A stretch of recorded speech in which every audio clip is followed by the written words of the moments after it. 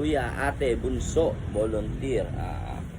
Welcome to 69 Motorcycle, Scooter Parts and Services. Nandito tayo ngayon. Nadala ulit. So, wala. Check lang. Yan. Tagal lang hindi na ako kapunta. So, located nga pala tayo sa 457 Quirino Highway, Novaliches, Quezon City. So, landmark, watermark the junction. Tapat mismo ng entrance niya.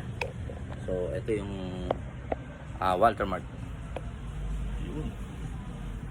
So, medyo magulo yung lugar ngayon.